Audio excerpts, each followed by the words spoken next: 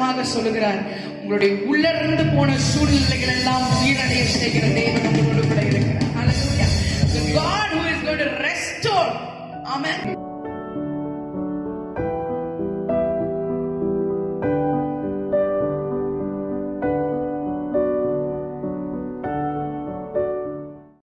Hallelujah. Praise the Lord. Praise the Lord. ஆண்டவரும் இரட்சகருமாகிய இயேசு கிறிஸ்துவின் நாமத்தினாலே உங்கள் அனைவருக்கும் என் அன்பின் வாழ்த்துக்கள். இந்த 3வது ஞாயிற்றுக்கிழமை அன்றைக்கு உங்கள் அனைவரையும் இந்த யூடியூப் சேனல் மூலமாக சந்திப்பதில் மிகவும் மகிழ்ச்சி அடைகிறோம். கர்த்தருடைய வார்த்தையை உங்கள் மத்தியிலே பகிர்ந்து சொல்லும்படியாய் கர்த்தர் பாராட்டுகிற கிருபைக்காக நான் ஆண்டவருடைய நாமத்தை நன்றியோடு ஸ்தோத்திரிக்கிறேன். தொடர்ந்து இந்த நாள் செய்திக்கு நாம் கடந்து செல்வோம். கண்களை மூடி நாம் ஜெபிப்போம். Praise the Lord. Hallelujah. Hallelujah, hallelujah, hallelujah. Thank you, Lord. நன்றியோடு உம்மை ஸ்தோத்திரிக்கிறோம் அப்பா, நன்றியோடு உம்மை துதிக்கிறோம் ஆண்டவரே. Hallelujah, hallelujah, hallelujah.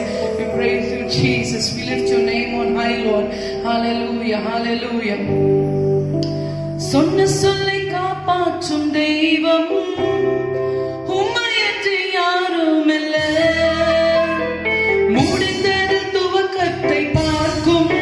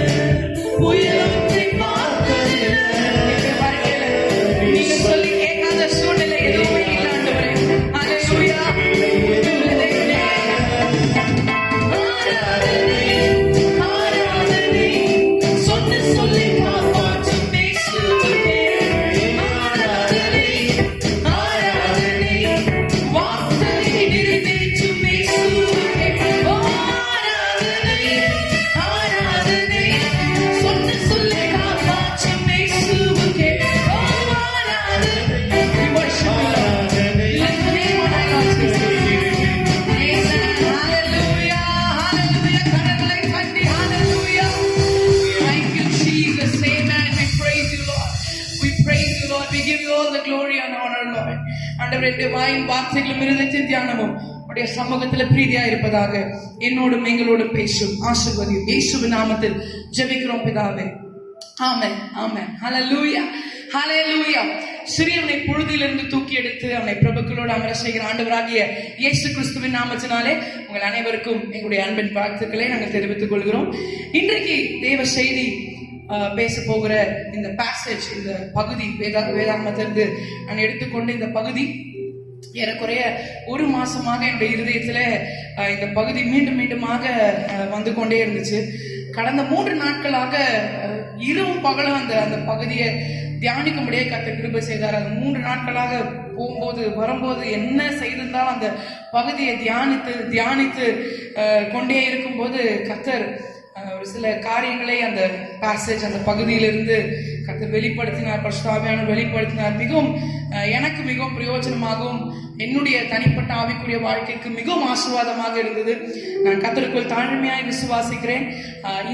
இன்றைக்கு நீங்கள் கேட்க போகிற இந்த தேவனுடைய வார்த்தை நிச்சயமாக உங்கள் ஆவிக்குரிய வாழ்க்கையில பெரிய மாற்றத்தை கொண்டு வரும் என்று சொல்லி நான் கர்த்தருக்குள்ளே தாழ்மையாய் விசுவாசிக்கிறேன். அல்லேலூயா. என்னோடு கூட வேதாகமத்தை வைத்திருக்கிறவர்களை எடுத்துக்கொள்ளுங்கள். எசேக்கியேல் தீர்க்கதரிசன புத்தகம், the prophetical book of Ezekiel, chapter 37, 37வது அதிகாரம் 14ஆம் வசனத்தை வாசிக்க கேட்கலாம். 37ஆம் அதிகாரத்தினுடைய 14ஆம் வசனத்தை வாசிக்க கேட்போம். என் ஆவியை உங்களுக்குள் வைப்பேன், நீங்கள் உயிரடைவீர்கள், நான் உங்களை உங்கள் தேசத்தில் வைப்பேன். இந்த கடைசி பகுதியை கவனிங்க. கடைசி பகுதியை நம்முடைய கீவேர்ஸை நான் தேர்ந்து கொண்ட பகுதி 37ஆம் அதிகாரம் 14ஆம் வசனத்துடைய இந்த கடைசி பகுதி. அப்பொழுது நான் கர்த்தர் என்று அறிந்து கொள்வீர்கள். அப்பொழுது நான் கர்த்தர் என்று அறிந்து கொள்வீர்கள். இதை சொன்னேன், இதை செய்வேன் என்று கர்த்தர் உரைக்கிறார். போதும். ஹல்லேலூயா. இதை சொன்னேன், இதை செய்வேன் என்று கர்த்தர் உரைக்கிறார். ஹல்லேலூயா. அப்பொழுது நான் கர்த்தர் என்று அறிந்து கொள்வீர்கள். Then shall ye know that I the Lord have spoken it and performed it, said the Lord. Hallelujah. அப்பொழுது நான் கர்த்தர் என்று அறிந்து கொள்வீர்கள். இதை சொன்னேன், இதை செய்வேன் என்று கர்த்தர் உரைக்கிறார். ஹல்லேலூயா. ரொம்ப அழகான ஒரு வசனம். இதை நான் சொன்னேன், இதை நான் செய்ய போறேன் அப்படின்னு சொல்லி ஆண்டவர் தீர்க்கதரிசியாகிய எசேக்கியேல் இடத்திலே ஒரு சில காரியங்களை மிக தெளிவாக திட்டவட்டமாக சொல்லுகிறார். ஹல்லேலூயா.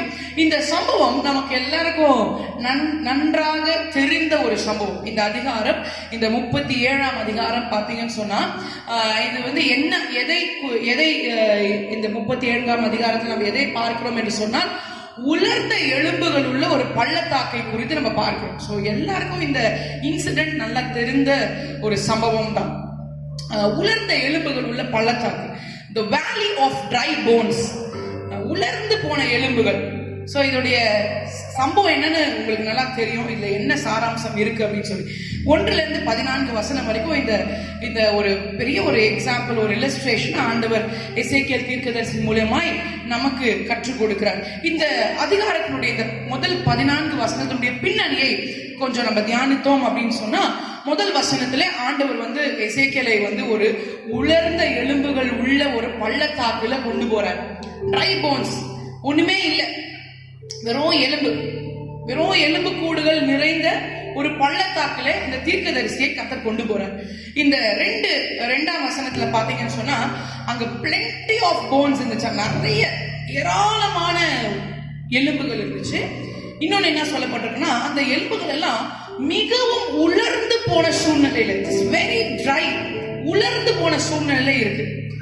3ஆம் வசனம் பார்க்கும்போது ஆண்டவர் எசேக்கியேல் இடத்துல கேட்கிறாரு, இந்த உலர்ந்த எலும்புகள் உயிர் பெற்று வருமா அப்படின்னு சொல்லி கேட்கிறாரு. அப்போ எசேக்கியேல் தீர்க்கதரிசி ரொம்ப தெளிவான ஒரு பதில சொல்றாரு, ஆண்டவரே அது உமக்கு தான் தெரியும் அப்படின்னு சொல்லி. ஹல்லேலூயா. இப்போ 4லிருந்து 6 வசனங்கள் பாத்தீங்கன்னு சொன்னா ஆண்டவர் தீர்க்கதரிசனத்துல பார்த்து சொல்றாரு, நீ இந்த உலர்ந்த எலும்புகளை பார்த்து தீர்க்கதரிசன முறை, prophesy, தீர்க்க தரிசனம் சொல்லு, இந்த உலர்ந்த எலும்புகளை பார்த்து நீ ஒரு தீர்க்க தரிசனம் சொல்லு அப்படின்னு சொல்லி என்னென்ன சொல்லணும் அப்படின்னு சொல்லி கொடுக்கிறார். 7ஆம் வசனம் 8ஆம் வசனம் பார்த்தீங்கன்னு சொன்னா, இந்த தீர்க்க தரிசியம் ஆண்டவர் என்னென்ன வார்த்தைகள் சொன்னாரோ அதே வார்த்தைகளை சொல்லி அங்கே அந்த உலர்ந்த எலும்புகளை பார்த்து ஒரு தீர்க்க தரிசனம் உரைக்கிறார். உரைத்த மாத்திரத்தில் 8ஆம் வசனம் என்ன நடக்குது அப்படின்னு சொன்னா, அவரு சொன்ன மாதிரியே அந்த உலர்ந்த எலும்புகள் எல்லாம் ஒன்றோடு ஒன்று வந்து அதுக்கு நரம்புகள் உண்டாகி, அதுக்கு சதை உண்டாகி, அதுக்கு தோலினாலே மூடப்பட்டு ஒரு உருவமா நின்றுடுச்சு, ஒரு உருவமா ஆயிடுச்சு. ஆனா 8ஆம் வசனத்தோட முடிவு பார்க்கும்போது அதிலே ஜீவன் இல்லை அப்படின்னு சொல்லி பார்க்க, there was no life. என்னதான் பாடி ஃபார்ம் ஆயிட்டாலும், ஒரு சரீரமாக அது மாறினாலும், உலர்ந்து போன எலும்புகள் சரீரமாக மாறி இருந்தாலும் அதற்குள்ள முக்கியமாக தேவைப்பட்ட ஜீவன் இல்லை அப்படின்னு சொல்லி பார்க்கிறோம். அப்போ 9ஆம் 10ஆம் வசனத்துல மறுபடியும் ஆண்டவர் சொல்றாரு, நீ தீர்க்க தரிசனம் உரை, இந்த சரீரத்தை பார்த்து இப்ப நீ தீர்க்க தரிசனம் உரை, இதுல ஜீவன் உண்டாவதாக என்று சொல்ல, ஆவி உண்டாவதாக என்று சொல்லு அப்படின்னு சொல்லி சொல்றாரு. அதே மாதிரி இந்த தீர்க்கதரிசி எசேக்கியேல் சொல்லும் போது இந்த உலர்ந்த எலும்புகளாக இருந்த அந்த எலும்புகள் இப்பொழுது ஒரு சரீரமாக மாற்றப்பட்டிருக்கிறது. இப்போது இந்த தீர்க்க தரிசனம் உரைத்த பிறகு அந்த சரீரமும் என்ன ஆயிடுச்சுன்னா அதுக்குள்ள ஒரு ஜீவன் அங்கே வந்தது என்று சொல்லி நம்ம பார்க்கிறோம். அல்லேலூயா. 11ஆம் வசனத்துக்கு நீங்க வருவீர்கள் என்று சொன்னால், இஸ்ரவேல் ஜனங்கள் ஆண்டவருடைய சமூகத்துல செய்த புலம்பலை அங்கே ஆண்டவர் சொல்றாரு. என்ன செய்தார்கள் அப்படின்னு சொன்னா, என்ன சொல்றாங்க இஸ்ரவேல் ஜனங்க அப்படின்னா, அவர்கள் என்ன சொல்றாங்கன்னா, எங்கள் எலும்புகள் உலர்ந்து போயிற்று. என்னது, எங்களுடைய போன்ஸ் எல்லாம் ரொம்ப ட்ரை ஆயிடுச்சு, எங்களுடைய எலும்புகள் உலர்ந்து போயிற்று, எங்கள் நம்பிக்கை அற்று போயிற்று. there is no hope, எங்களுக்கு நம்பிக்கையே இல்லை. அப்புறம் என்ன சொல்றாங்கன்னா, நாங்கள் அறுப்புண்டு போகிறோம், நாங்க ஒண்ணுமே இல்லாம போறோம் அப்படின்னு சொல்றாங்க 11ஆம் வசனத்துல. 12, 14ஆம் வசனத்துல ஆண்டவர் மறுபடியுமாய் தீர்க்க தரிசனம் சொல்றாரு. இஸ்ரவேல் புத்திரர்களை குறித்து, நீங்க உலர்ந்து போயிட்டீங்க, உங்களுக்கு நம்பிக்கையே இல்லாம போயிடுச்சு, நீங்கள் அறுப்புண்டு போயிட்டீங்கன்னு சொல்லி நீங்க சொல்றீங்க. ஆனா நான் சொல்றேன், நான் மறுபடியுமாய் உங்களுக்கு ஜீவனை கட்டளையிடுவேன் என்று ஆண்டவர் சொல்றார். அல்லேலூயா. சொல்லி முடிச்சுட்டு நம்ம பார்த்த அந்த 14ஆம் வசனத்துல நம்மளுடைய கீவேர்ட்ஸ்ல ஆண்டவர் சொல்றாரு, அப்பொழுது நான் கர்த்தர் என்பதை அறிந்து கொள்வீர்கள், இதை சொன்னேன், இதை செய்வேன் என்று ஆண்டவர் சொல்றார். அல்லேலூயா. நம்ம ஆண்டவர் யாருன்னு சொன்னா, அவர் சொன்ன சொல்லை காப்பாற்ற தேவன். என்ன சொல்றாரோ அதை நிச்சயமாக நம்முடைய வாழ்க்கையில செய்கிற தேவனாய் இருக்கிறார். அல்லேலூயா. இந்த 11ஆம் வசனம் தான் நம்ம பார்க்கும்போது அந்த இஸ்ரவேல் ஜனங்க சொல்றாங்க, எங்களுடைய நம்பிக்கை அற்று போயிடுச்சு, we are very dry, நாங்க உலர்ந்து போயிருக்கோம், நாங்க அறுப்புண்டு போனது போல இருக்கிறோம். நான் கேக்குறேன், இன்னைக்கு எத்தனை பேர் இந்த வார்த்தையை நீங்க சொல்லிக் கொண்டிருக்கீங்க? குறிப்பாக இந்த 2020 நமக்கு மார்ச் மாசத்துல இருந்து இப்ப நம்ம ஜூலை 3rd வீக்ல இருக்கிறோம். இத்தனை நாட்களாக நம்ம ரொம்ப ஒரு நெருக்கமான ஒரு சூழ்நிலை கடந்து போய் கொண்டிருக்கோம். இன்னும் இது எத்தனை நாள் போக போகுது என்று நமக்கு தெரியல. எத்தனை பேர் நீங்க சொல்றீங்க, நான் உலர்ந்து போன, I'm very dry. நிறைய பேர் சொல்றதை கேட்டிருக்கேன், ரொம்ப ட்ரையா இருக்குங்க. எந்தெந்த ஏரியால நீங்க ட்ரையா இருக்கீங்க? மேபி பிசிக்கலி, சரீர பிரகாரமாகவா, அல்லது இமோஷனலி, அல்லது ஸ்பிரிச்சுவலி, ஆவிக்குரிய ரீதியில ரொம்ப வறட்சியான சூழ்நிலை, ஆலயங்கள் இல்லை, ஜெப கூட்டங்கள் இல்லை, ஒரு ஸ்பிரிச்சுவல் லைஃப்ல ஒரு வறட்சி, இல்லைன்னா மேபி எக்கனாமிக்கலா, பொருளாதார ரீதியில நான் செய்த தொழில் நடக்கல, என்னுடைய வியாபாரம் நடக்கல, என்னுடைய கடை மூடப்பட்டிருக்கு, நான் என்ன செய்யுதுன்னே தெரியல, எனக்கு ரொம்ப ட்ரையா இருக்கு பாஸ்டர், ரொம்ப ட்ரையா இருக்கு. எத்தனை பேர் நீங்க அப்படி புலம்பிட்டு இருக்கீங்கன்னு தெரியல. ஆனா இன்னைக்கு ஆண்டவர் சொல்றாரு, நான் சொன்னதை செய்வேன். ஹல்லேலூயா. I will rebuild. மீண்டுமாக நான் கட்டுவேன். ஹல்லேலூயா. மீண்டுமாக நீங்கள் உயிரடைவீர்கள். Don't think that everything is gone. எல்லாமே முடிஞ்சிருச்சு, எல்லாம் ட்ரையா இருக்கு, எல்லாமே உலர்ந்து போயிருக்கு அப்படின்னு சொல்லி நினைக்கவே நினைக்காதீங்க. ஆண்டவர் இன்றைக்கு உங்களுக்கு தீர்க்க தரிசனமாக சொல்லுகிறார், உங்களுடைய உலர்ந்து போன சூழ்நிலைகள் எல்லாம் உயிரடைய செய்கிற தேவன் உங்களோடு கூட இருக்கிறார். ஹல்லேலூயா. The God who is going to restore, amen, revive whatever you have lost, whatever is dried up. எதெல்லாம் காஞ்சு போனது போல இருக்கோ, எதெல்லாம் வறண்டு போனது போல இருக்கோ, எதெல்லாம் உலர்ந்து போனது போல இருக்கோ, அதையெல்லாம் என் தேவன் உயிர் பெற செய்ய போகிறார். ஹல்லேலூயா. இதுதான் ஆண்டவர் இன்றைக்கு உங்களுக்கு சொல்ல விரும்புகிறார். ஹல்லேலூயா. சோ இந்த எசேக்கியேல் தீர்க்க தரிசனத்துல ஆண்டவர் சொல்றாரு, இந்த உலர்ந்த எலும்புகளை நான் உயிர் பெற செய்கிற தேவனாய் இருக்கிறேன். அப்பொழுது நான் கர்த்தர் என்று நீங்கள் அறிந்து கொள்வீர்கள். அல்லேலூயா. இன்றைக்கு ஆவியானவர் உங்களுக்கு என்ன சொல்லியிருக்கிறாரோ நீங்க சோர்ந்து போவாதீங்க. நிச்சயமாக கர்த்தர் அதை செய்து முடிப்பார். அது எப்படி உலர்ந்து போயிருந்தாலும், இங்க தீர்க்கதரிசி சான்று கேட்கும் போது இந்த உலர்ந்த எலும்புகள் உயிர் பெறுமா அப்படின்னு சொல்லும் போது, ஆண்டவரே உமக்கு தெரியும், நீர் அறிவீர் அப்படின்னு சொல்றாரு. We are worshiping a God who knows everything. எல்லாவற்றையும் அறிந்திருக்கிற தேவன். அவர் சர்வ ஞானி, அவர் சர்வ வல்லவர், அவர் சர்வ வியாபி. ஆமென். He is an omniscient, he is an omnipotent. Hallelujah. அந்த தேவனை நீங்களும் நானும் ஆராதித்துட்டு இருக்கேன். ஆமென். and அவர் சொல்றாரு, நான் இதை சொன்னேன், நான் இதை செய்து முடிப்பேன், அப்பொழுது நான் கர்த்தர் என்பதை நீங்கள் அறிந்து கொள்வீர்கள். நான் ப்ராஃபஸி பண்றேன், உங்களுடைய வாழ்க்கையில எதெல்லாம் ட்ரைட் அப் ஆயிடுச்சோ அது எல்லாவற்றையும் கர்த்தர் மீண்டுமாக உயிர் பெற செய்ய போகிறார். நீங்க சோர்ந்து போகாதீங்க. ஆமென். விசுவாசிகள் உள்ள ஆமென் என்று சொல்லி கர்த்தருடைய வார்த்தையை பெற்றுக்கொள்ளுங்க. ஆமென். ஹல்லேலூயா. அந்த ட்ரைட் அப் வறண்டு போன எல்லாவற்றையும் கர்த்தர் நிச்சயமாக மாற்ற வல்லவராய் இருக்கிறார். அல்லேலூயா, அல்லேலூயா. சோ இந்த 13ஆம் வசனத்தை பார்க்கும்போது அதே வார்த்தையை நம்ம பார்க்கிறோம். நான் கர்த்தர் என்று அறிந்து கொள்வீர்கள். நீங்க எல்லாமே முடிஞ்சிச்சுன்னு நினைச்சா கூட, இங்க சொல்றாரு, உங்கள் பிரேத குழியில் இருந்து வெளிப்பட பண்ணும்போது எல்லாம் முடிஞ்சிருச்சுங்க. இதுக்கு மேல எனக்கு இல்லை, இதுக்கு மேல என் தொழில் என்ன ஆகும் தெரியல, இதுக்கு மேல என் வியாபாரம் என்ன ஆகும் தெரியல, இதுக்கு மேல என் குடும்பத்தை நான் எப்படி நடத்துறது எனக்கு தெரியல, இதுக்கு மேல என் பிள்ளைகளுடைய வாழ்க்கை என்ன ஆகும் எனக்கு தெரியல, இதுக்கு மேல நெக்ஸ்ட் everything is gone. எல்லாமே முடிஞ்சிருச்சு, ஒண்ணுமே இல்ல, ட்ரை. ஆனா நீங்கள் கர்த்தர் செய்கிற செய்கைகளை நீங்கள் நிச்சயமாக பார்த்து அவர் கர்த்தர் என்பதை அறிந்து கொள்கிற நாட்கள் மிக சீக்கிரமாய் வருகிறது. ஹல்லேலூயா. 13ஆம் வசனத்தை ஆண்டவர் சொல்றாரு, பிரேத குழிகளில் இருந்து உங்களை வெளிப்பட செய்து, ஆமென், நான் கர்த்தர் என்பதை நீங்கள் அறிந்து கொள்வீர்கள். அதே மாதிரி 6ஆம் வசனத்தை நீங்க வாசிக்கும் போது, நான் உங்கள் மேல் நரம்புகளை, கடைசி பகுதியில, அப்பொழுது நீங்கள் உயிரடைந்து நான் கர்த்தர் என்று அறிந்து கொள்வீர்கள் என்று உரைக்கிறார் என்று சொல் என்றார். ஆமென். அங்க 16ஆம் வசனத்திலையும் ஆண்டவர் மீண்டுமாக தீர்க்கதரிசி மூலமா சொல்றாரு, அப்பொழுது நீங்கள் உயிரடைந்து நான் கர்த்தர் என்று அறிந்து கொள்வீர்கள் என்று உரைக்கிறார் என்று சொல் என்றார். அல்லேலூயா. அப்போ அப்பொழுது நான் கர்த்தர் என்று அறிந்து கொள்வீர்கள் அப்படின்னும் போது, எப்பொழுது, when அப்படின்னு பார்க்கும்போது அதே 6ஆம் வசனத்துல ஒரு 4 முக்கியமான 4 important things நம்ம பார்க்கணும். இந்த dry bones இடத்துல, இந்த உலர்ந்து போன எலும்புகள் இடத்துல ஆண்டவர் என்ன செய்கிறார் அப்படின்னு 4 காரியங்களை நம்ம பார்க்கிறோம்.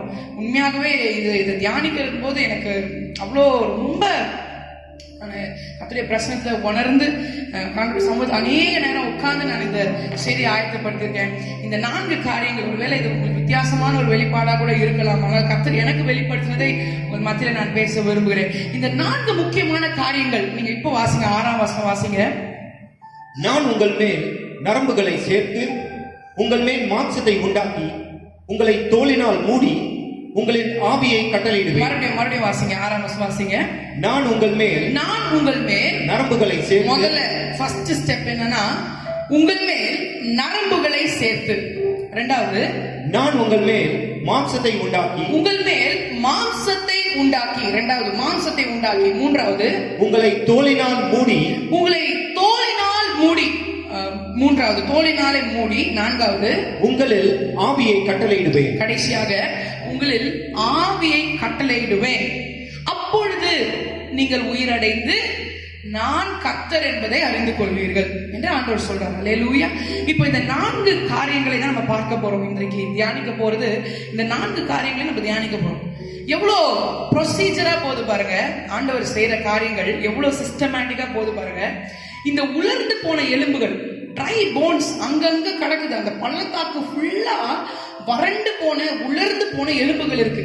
இப்ப ஆண்டவர் அதை உயிர் பெற செய்ய வேண்டும் என்று விரும்புகிறார். அப்படி உயிர் பெற செய்ய வேண்டும் என்று விரும்புகிற ஆண்டவர் 4 வழிகளை அல்லது 4 காரியங்களை செய்கிறார். முதல்ல என்ன செய்யறாருன்னா, நரம்பை உருவாக்குறாரு. இரண்டாவது, சதையை உண்டாக்குறாரு. மூன்றாவது, தோலினால் அதை மூடுறாரு. கடைசி நான்காவது அதுக்கு ஆவியை கொடுக்கிறார். அல்லேலூயா. இந்த 4 காரியங்களை தான் இன்றைக்கு நம்ம தியானிக்க போறோம். 4 important things. உங்களுடைய உலர்ந்த எலும்புகள் உயிர் பெறுவதற்கு கர்த்தர் செய்கிற 4 முக்கியமான காரியங்கள், அதை தான் இன்றைக்கு நாம் தியானிக்க போகிறோம். இதே 4 காரியங்களே யோபு தன்னுடைய யோபின் புத்தகத்திலே கூட இதே 4 வார்த்தைகளை நம்மளால பார்க்க முடிகிறது. ரொம்ப எனக்கு ஆச்சரியமா இருந்துச்சு அந்த வசனத்தை வாசிக்கும் போது. 10ஆம் அதிகாரம் 11-12 வசனத்தை வாசிங்களேன்.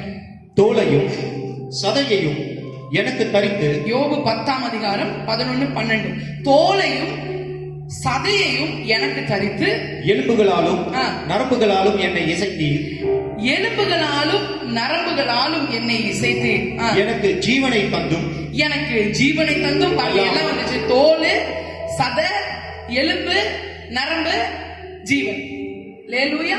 எவ்வளவு அழகா வருது பாருங்க. அதே வார்த்தைகள். தோலையும் சதையும் எனக்கு தரித்து, எலும்புகளாலும் நரம்புகளாலும் என்னை இசைத்தீர். எனக்கு ஜீவனை தந்ததும் அல்லாமல் தயையும் எனக்கு பாராட்டினீர். உம்முடைய பராமரிப்பு என் ஆவியை காப்பாற்றினது. ரொம்ப பியூட்டிஃபுல்லான வர்ஸ். வெரி சிமிலர் டு எசேக்கியல் 37. எசேக்கியல் 37:14 நம்ம வாசித்த 6ஆம் வசனத்துக்கும் இந்த யோபு 10ஆம் அதிகாரம் 11-12 வசனத்துக்கும் ரொம்ப கனெக்ஷன் இருக்கு. அதே வார்த்தைகளை சொல்லி யோபு இங்க சொல்றாரு, எனக்கு தோலையும் சதையும் எனக்கு தரித்து, எலும்புகளால நரம்புகளால என்னை இசைத்தி, எனக்கு ஜீவனை தந்ததும் அல்லாமல் தயவும் எனக்கு பாராட்டினீர். உம்முடைய பராமரிப்பு என் ஆவியை காப்பாற்றுகிறது. அல்லேலூயா, அல்லேலூயா. இப்ப இந்த 4 காரியங்களை குறித்து நம்ம கொஞ்சம் தியானிக்கும்படியாக கர்த்தர் கிருபை செய்வாராக. முதலாவது நான் சொன்னேன், இந்த நரம்புகள். ஆங்கிலத்துல இதுக்கு 2 டேர்ம்ஸ் யூஸ் பண்ணிருக்காங்க. கிங் ஜேம்ஸ் வெர்ஷன்ல பாத்தீங்கன்னு சொன்னா சின்யூஸ் அப்படின்னு போட்டிருக்காங்க. SINEW. சின்யூஸ். சின்யூஸ் போட்டிருக்காங்க. இன்னொரு நார்மல் டிரான்ஸ்லேஷன்ல பார்க்கும்போது டெண்டான்ஸ், TENDONS. ஒருவேளை அடுத்து நம்ம பார்க்க போற பாயிண்ட் ஒரு சயின்ஸ் கிளாஸ் எடுக்கிற மாதிரி உங்களுக்கு தெரியலாம். ஏன்னா எல்லாம் பார்ட்ஸ் ஆஃப் த பாடி சம்பந்தப்பட்ட ஒரு மெசேஜா இருக்கிறதுனால ஒருவேளை சயின்ஸ் கிளாஸ் அட்டென்ட் பண்ற மாதிரி இருக்கலாம். சயின்ஸ் எத்தனை பேருக்கு பிடிக்கும்னு தெரியல. எனக்கு வந்து சயின்ஸ்னாவே ஆகாது. பிசிக்ஸ் கெமிஸ்ட்ரியில எல்லாம் மார்க்கே வாங்க மாட்டேன், அவ்வளவு மோசமா. வேற எனக்கு மேக்ஸ் தான் இன்ட்ரெஸ்ட். அதனால இப்போ கொஞ்ச நேரம் சயின்ஸ் கிளாஸ் பாக்குற மாதிரி இருக்க போது நல்லா கவனிங்க.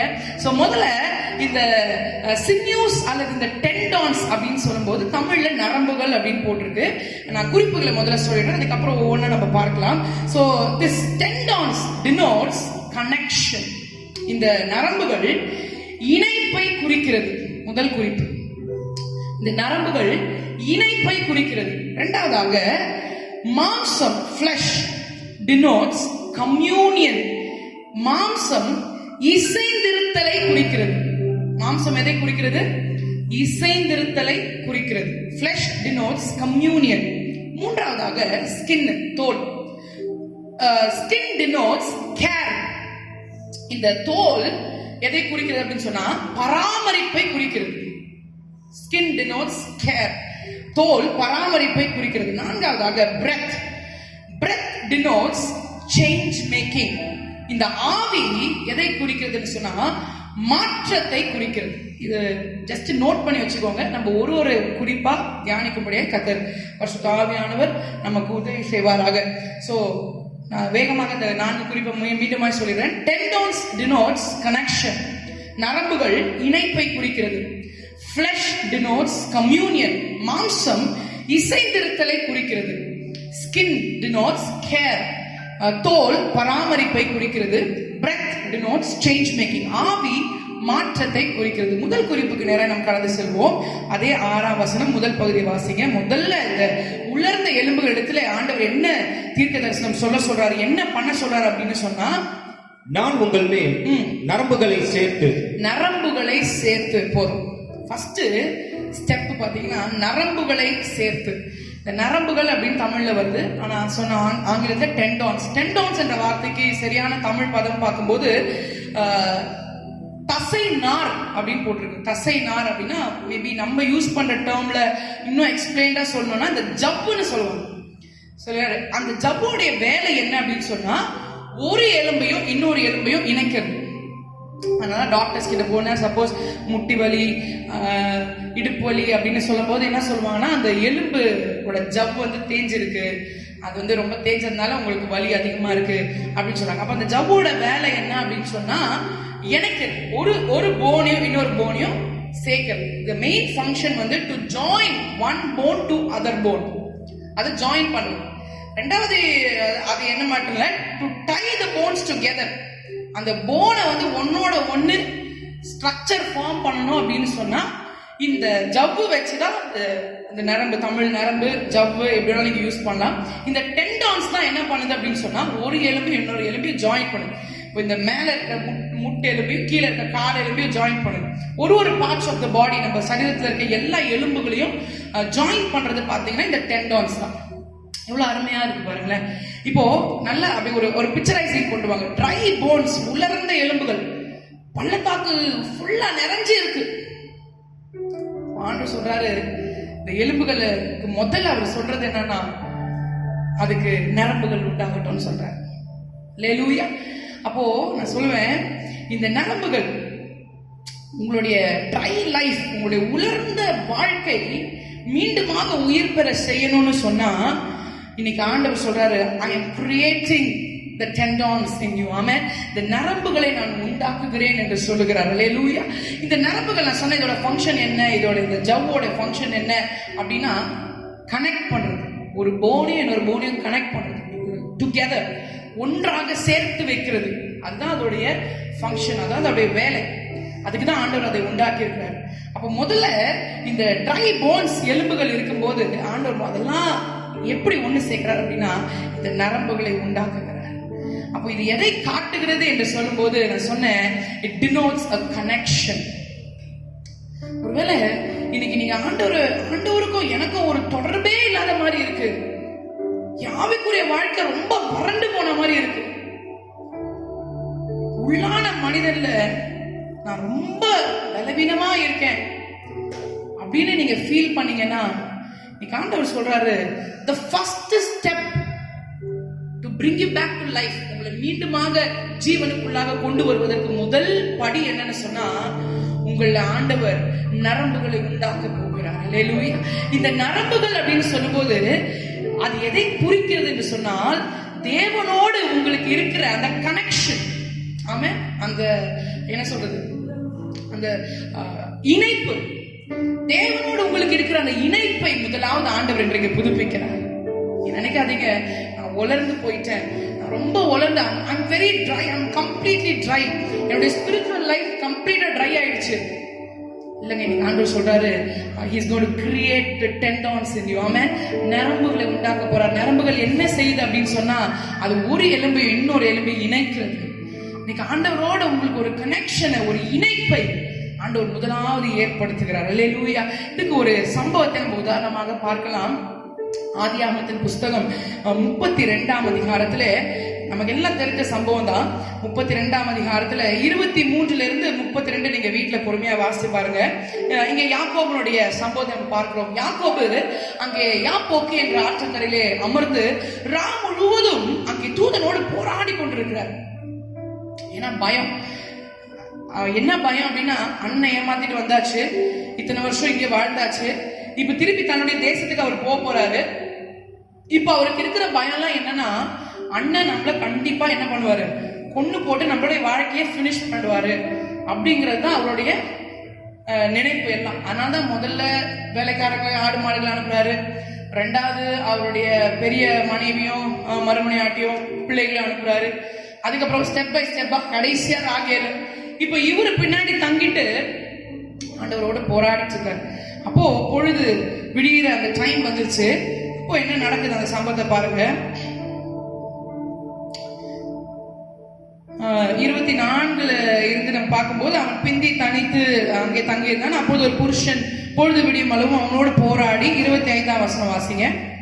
அவனை மேற்கொள்ளாததை கண்டு அவனுடைய தொடை சண்டை தொட்டார். அவனுடைய தொடை சந்தை தொட்டார்.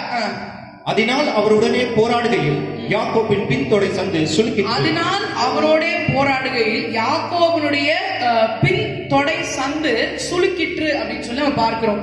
இந்த தொடை சந்தை தொட்டார் அப்படின்னு சொல்லி பார்க்கிறோம். 32ஆம் வசனம் வாசிங்க, இன்னும் தெளிவா இருக்கு. அவர் யாக்கோபுடைய தொடை சந்து நரம்பை தொட்டபடியால், அவர் யாக்கோபுடைய தொடை சந்து நரம்பை தொட்டபடியால் இஸ்ரவேல் புத்திரர் இந்நாள் வரைக்கும் தொடை சந்தை நரம்பை புசிக்கிறதில்லை. அந்த நரம்புன்ற வார்த்தைக்கும் அந்த ஒரு கனெக்ஷன் கொடுக்கிறேன். அல்லேலூயா.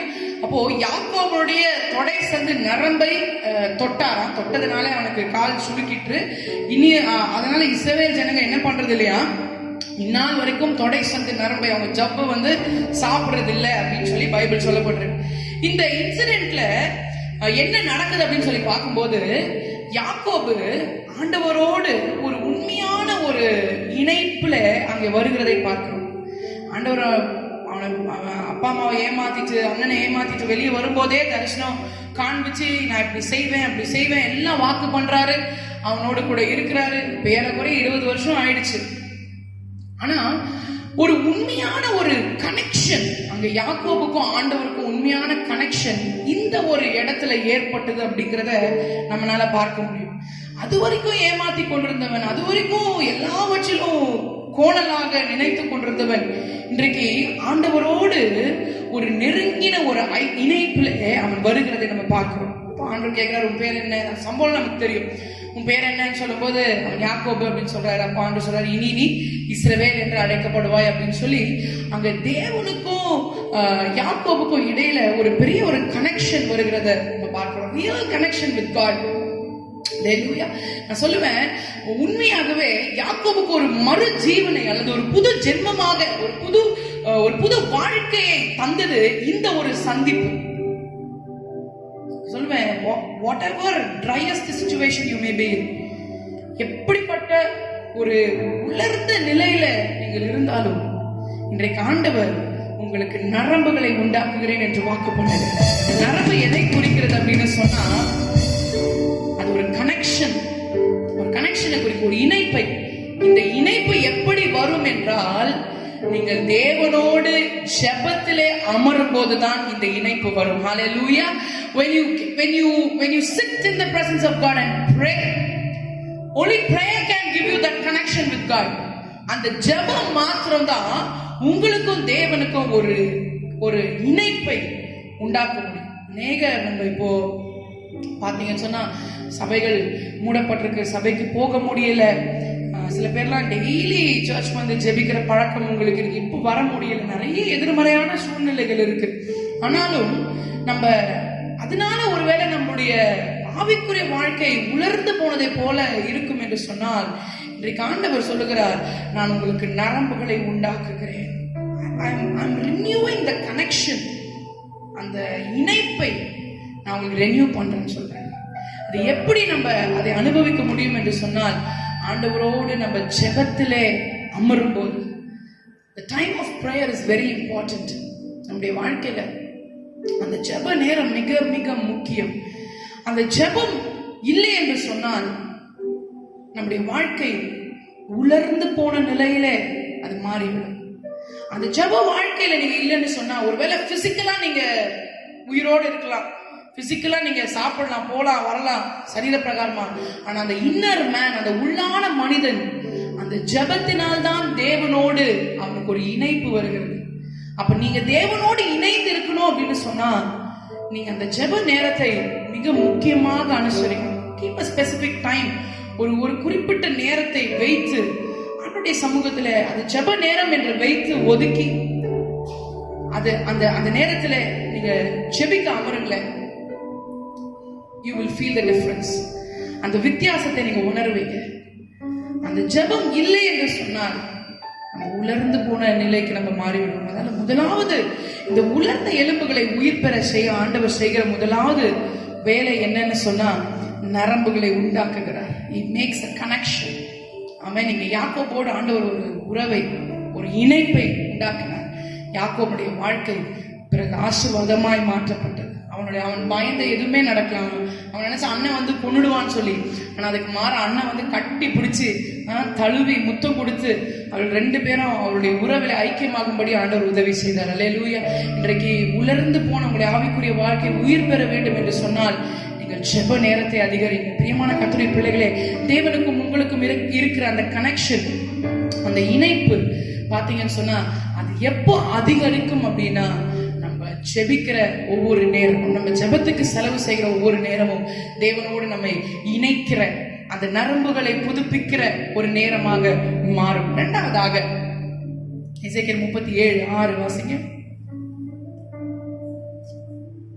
உங்கள் மேல் மாம்சத்தை உண்டாக்கி. இரண்டாவது, உங்கள் மேல் மாம்சத்தை உண்டாக்கி. சரி, அந்த பிக்சரைசிங் வந்துருங்க. இப்ப நம்ம எல்லாம் எங்க இருக்கோம் அப்படின்னா, ட்ரை போன்ஸ் உள்ள ஒரு வேலிக்கு போயிட்டு இருக்கோம்.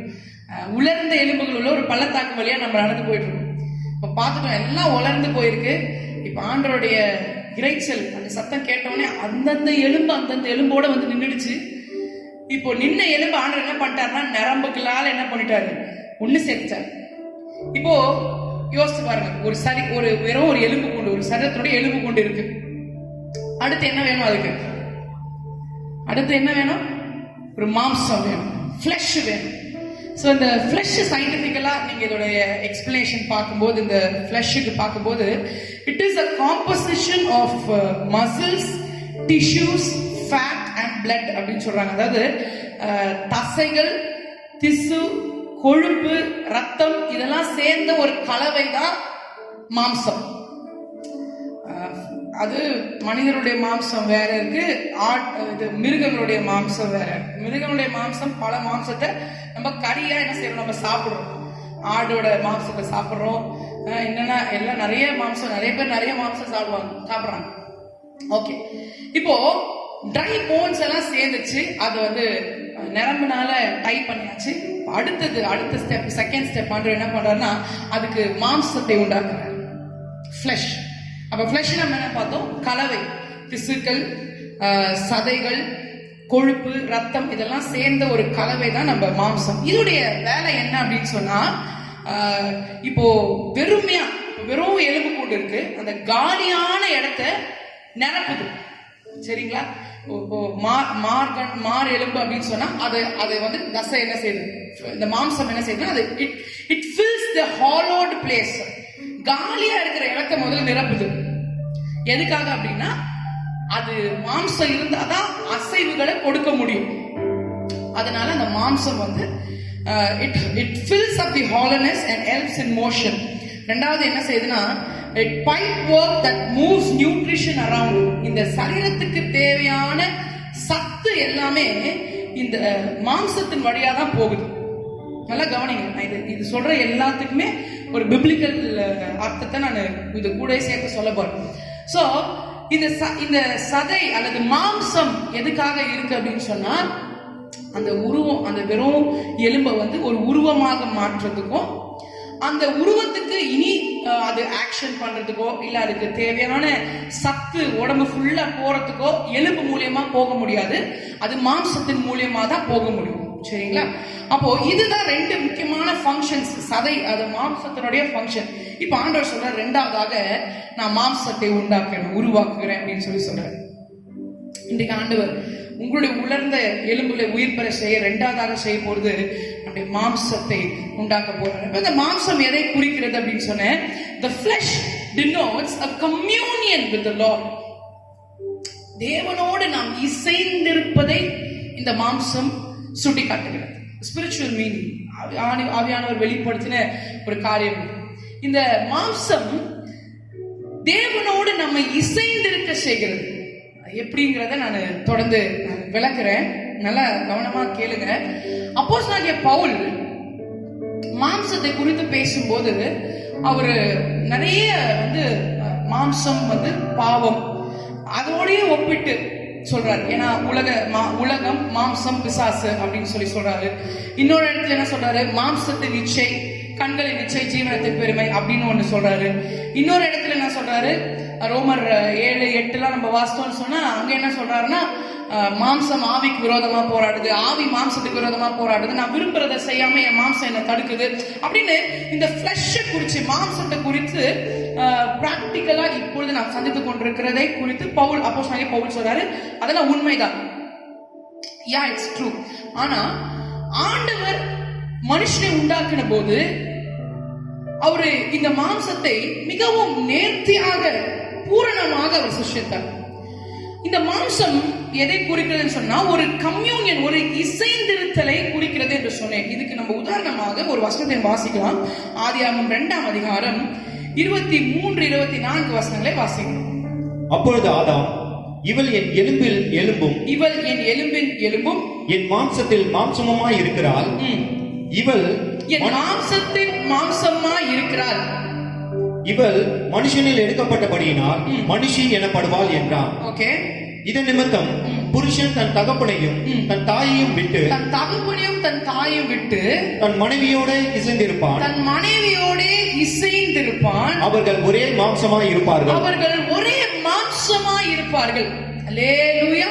அப்போ இந்த மாம்சம் எதை குறிக்கிறதுன்னு சொன்னா ஒரு வெரி க்ளோஸ் ரிலேஷன்ஷிப், ஒரு நெருக்கமான ஒரு ஐக்கியத்தை இந்த மாம்சம் குறிக்கிறது. அதான் ஆதாம் ஏவாளை ஆண்டவர் உண்டாக்கின பிறகு ஆதாம் சொல்றாரு ஏவாள் இடத்துல, நீ என் எலும்பின் எலும்பும் என் மாம்சத்தின் மாம்சமா இருக்கிறபடினாலே மனுஷனிலிருந்து எடுக்கப்பட்டதால நீ மனுஷி என்று சொல்லப்படுவாய். அது சொல்லிட்டு இது முதற்கொண்டு புருஷன் தன் தகப்பனை தன் தாயை விட்டு தன் மனைவியோடு இசைந்திருப்பான் அப்படின்னு சொன்னா இசைந்திருந்து அவர்கள் ஒரே மாம்சமா இருப்பார்கள். They will be one flesh. ஒரே மாம்சமா இருப்பார்கள். அப்ப இந்த மாம்சம்ன்றது எதை குறிக்கிறது அப்படின்னு சொன்னா ஒரு கம்யூனியன், ஒரு இன்டிமெசி, ஒரு நெருங்கின ஒரு உறவை குறிக்கிறது. அல்லேலூயா. இன்றைக்கு ஆண்டவர் தம்முடைய பிள்ளைகளிடத்திலிருந்து எதிர்பார்க்கிறது என்னன்னு சொன்னா, என் பிள்ளைகள் என்னோட ஒரு நெருக்கமான ஒரு உறவுல இருக்க வேண்டும் என்று சொல்லி ஆண்டவர் விரும்புகிறார். அல்லேலூயா, அல்லேலூயா. அதனாலதான் எப்பவுமே ஒரு சபையை, ஒரு விசுவாசியை, ஒரு கர்த்தருடைய பிள்ளையை ஆண்டவர் எப்படி ஒப்பிட்டு சொல்றாருன்னா, தன்னை மணவாளனாகவும் சபையை மணவாட்டியாகவும் ஆண்டவர் ஒப்பிட்டு சொல்றாரு. So we are all preparing. அந்த ஆட்டுக்குட்டியோட கல்யாண நாளுக்கு நம்மள ஆயத்தப்படுத்தி கொண்டிருக்கோம். நம்ம மணவாட்டிகள், ஆண்டவர் மணவாளன். அந்த ரிலேஷன்ஷிப் ஆண்டவர் பாருங்க, ஒரு க்ளோஸ் ரிலேஷன்ஷிப் இருக்கணும் அப்படின்னு ஆண்டவர் விரும்புறாரு. இந்த ரிலேஷன்ஷிப் என்ன ஆச்சு அப்படின்னு சொன்னா, நமக்கு எல்லாம் தெரியும், பாவம் உள்ள வந்ததுனால ஆண்டவருக்கும் மனுஷனுக்கும் இருந்த அந்த உறவு, அந்த ஐக்கியம், அந்த நெருங்கின உறவு அது அப்படியே அகன்று போயிடுச்சு. இதுக்கு மாற்றாக தான் ஆண்டவராக இயேசு கிறிஸ்து வார்த்தையாக இருந்தவர், ஆதியிலே வார்த்தையாக இருந்தவர் என்ன ஆனார்? மாம்சமானார். நீங்க வாசித்தீங்கன்னா யோவான் 1ஆம் அதிகாரம் 14ஆம் வசனத்தை நீங்க பார்க்கும்போது, அந்த வார்த்தை மாம்சமாகி, that word became flesh. ஹல்லேலூயா. ரொம்ப அற்புதமா இருக்கு. நல்லா கவனிக்கலன்னா நான் சொல்ல வர கனெக்டிவிட்டி உங்களுக்கு புரியாது. அந்த வார்த்தை மாம்சமாகி, அது மாத்திரம் இல்ல, யோவான் 6ஆம் அதிகாரத்துல நீங்க வரும்போது ஆண்டவர் சொல்றாரு 48ஆம் வசனத்துல, நானே ஜீவ அப்பம் அப்படின்னு சொல்லிட்டு தொடர்ந்து அந்த வசனங்களை வாசித்தீங்கன்னு சொன்னா, என் மாம்சத்தையும் என் ரத்தத்தையும் புசிக்கிறவங்க அப்படின்றாரு. நீங்க புசிக்கணும், நீங்க பானம் பண்ணணும் அப்படின்றாரு. உடனே கூட இருக்கவங்க சொல்றாங்க, இவன் என்ன இப்படி பேசுறார், இது யார் கேட்க முடியும்? அவருடைய மாம்சத்தை பிச்சு நமக்கு தருவாரா? நம்ம சாப்பிட முடியுமா? அவருடைய ரத்தத்தை நம்ம ஊத்தி கொடுப்பாரா? நம்ம குடிக்க முடியுமா? இந்த உபதேசம் யாராலே கேட்க முடியாதுன்னு சொல்லி நிறைய பேர் அவரை விட்டு விலகி போனாங்க அப்படின்னு சொல்லி பார்க்கிறோம். அப்போ ஆண்டவர் சீஷர்ல பார்த்து கேட்கிறாரு, நீங்களும் என்னை விட்டு போக மனதா இருக்கீங்களா? அப்பதான் பேதுரு சொல்றாரு, ஆண்டவர் நாங்க எங்க போவோம்? ஜீவனுள்ள வார்த்தை உம்மிடத்துல தானே உண்டு அப்படின்னு சொல்றாரு. அப்ப அந்த சம்பவத்தை நீங்க வாசிக்கும் போது 56ஆம் வசனம் மட்டும் வாசிங்க. என் மாம்சத்தை புசித்து, யோவான் 6:56, என் மாம்சத்தை புசித்து என் ரத்தத்தை பானம் பண்ணுகிறவன் என்னிலே நிலைத்திருக்கிறான். அப்போ என் மாம்சத்தை புசிக்கிறவன் எப்படி இருப்பானா? என்னிலே நிலைத்திருப்பான். ஹல்லேலூயா. நான் என்ன செய்வேன்? அவனிலே நிலைத்திருப்பேன். What does that denote? அப்போ மாம்சம் எதை குறிக்கிறதுன்னு சொன்னா, தேவனோடு இருக்கிற அந்த ஐக்கியத்தை, அந்த நெருங்கின ஐக்கியத்தை குறிக்கிறது. ஒருவேளை நீங்க இன்னைக்கு கர்த்தரோடு இருக்கிற அந்த நெருங்கின ஐக்கியத்தை இழந்து போன நிலையில ஒருவேளை நீங்க இருப்பீங்கன்னு சொன்னா, ஆண்டவர் இன்னைக்கு சொல்றாரு, உனக்கு மாம்சத்தை நான் உண்டாக்குவேன். ஹல்லேலூயா. அந்த மாம்சம் எதை குறிக்கிறதுன்னு சொன்னா, அது ஒரு ஐக்கியத்தை குறிக்கிறது, இசைந்திருத்தலை குறிக்கிறது, intimacy, intimate relationship with the Lord. Hallelujah. அது எப்போ வரும்னு சொன்னா, நம்ம ஏற்கனவே பார்த்தோம், அந்த வார்த்தை மாம்சமாகி அந்த மாம்சத்தை புசிக்கும் போது. அப்ப அது எப்போ வருங்க? எப்போ வரும்? இந்த வார்த்தையை நாம் உட்கொள்ளும் போது. ஹல்லேலூயா. இந்த வார்த்தையாகிய இயேசுவை நாம் உட்கொள்ளும் போது நாம் கர்த்தருக்குள் நிலைத்திருக்கும்படியாக, அவருக்குள் இருக்கிற உறவில் நிலைத்திருக்கும்படியாக அவர் அந்த உறவை புதுப்பிக்கிறவராக இருக்கிறார். அதுக்குதான் கிறிஸ்தவ வாழ்க்கை அப்படின்னாலே வேத வாசிப்பு, ஜெபம், ரெண்டு கண்ணு மாதிரி. எங்க சபையில பாத்தீங்கன்னா கர்த்தருடைய கிருபையினால இந்த லாக்டவுன் பீரியட்ல கூட கர்த்தருடைய பெரிதான கிருபையினால ஃபர்ஸ்ட் நினைக்கிறேன் ஏப்ரல் ஃபர்ஸ்ட் வீக்ல ஸ்டார்ட் பண்ணணும்னு நினைக்கிறேன். ஏப்ரல் ஃபர்ஸ்ட் வீக்ல இருந்து 50 நாள் தொடர்ந்து ஜெபம் ஆன்லைன்ல. ஒரு 25 பேர் 30 பேர் அப்படின்னு சொல்லி சேர்ந்து 50 நாள் தொடர்ந்து ஜெபம் வச்சோம். அந்த 50 நாள் ஜெபம் மே 31 முடிச்சு ஜூன் 1ஆம் தேதியிலிருந்து வேத வாசிப்பு, 40 நாள் வேத வாசிப்பு. இந்த 40 நாள் வேத வாசிப்புல முழு வேதாகமத்தின் ஆதியாகமத்திலிருந்து வெளிப்படுத்தல் வரைக்கும் வாசிக்கிறது எங்களுடைய பழக்கம். எவ்ரி இயர் கடவுளுடைய கிருபையில போன 4 ஆண்டுகள் நாங்கள் தொடர்ந்து அப்படி செய்து கொண்டு வரோம். எல்லாம் நாங்கள் சேர்ச்சில் குடிப்போம், நல்ல சத்தமா ஒரு சிலர் படிப்பாங்க, அது மற்றவங்க ஃபாலோ பண்ணுவாங்க. இப்படியாக நடந்து கொண்டு இந்த வருஷம் யோசித்தோம் எப்படி ஆண்டவரே இது செய்யறது அப்படின்னு சொல்லி. சரி, ஆன்லைன்லயே நம்ம ட்ரை பண்ணலாம் அப்படின் போது விசுவாசிங்க அவ்வளோ நல்லா ஒத்துழைப்பு கொடுத்து அநேகர் அதுல கலந்து கொண்டாங்க. அப்ப 50 நாள் ஜெபம், 40 நாள் பைபிள் வாசி, அப்படியே அவ்வளோ சந்தோஷமா இருந்துச்சு. 10ஆம் தேதி தான் முடிஞ்ச பிறகு இப்ப ரொம்ப கஷ்டமா இருக்கு, ஐயோ முடிஞ்சிருச்சு அப்படின்னு சொல்லி. ஒரு 90 days அப்படியே அந்த ஒரு 5 to 7 2 hours ஸ்பெண்ட் பண்ணுவோம். ரொம்ப அருமையா போய் கொண்டிருந்தது. இப்போ இங்க உலர்ந்த எலும்புகள் உயிர் பெறணும் அப்படின்னு சொன்னா நம்ம சதையை ஆண்டவர் மாம்சத்தை உண்டாக்குறார். மாம்சம் எதை குறிக்கிறதுன்னு சொன்னா ஒரு இணைப்பை குறிக்கிறது, ஒரு இசைந்திருத்தலை குறிக்கிறது. இணைப்பில் இசைந்திருத்தலை குறிக்கிறது. A communion with the Lord, a deep, a close, a intimate relationship with the Lord. Hallelujah.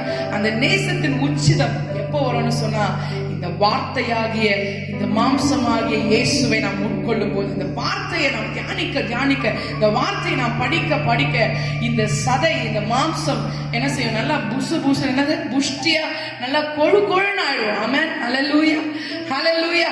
கர்த்தர் உங்களுடைய உலர்ந்த நிலைமைகளை எல்லாம் நிச்சயமாக மாற்றுவார். நீங்கள் சோர்ந்து போக வேண்டிய அவசியமே இல்லை. நேரம் கடந்து போய் கொண்டிருக்கிறது. 3ஆவதாக வாசிங்க 37 எசேக்கியேல் 6ஆம் வசனம்.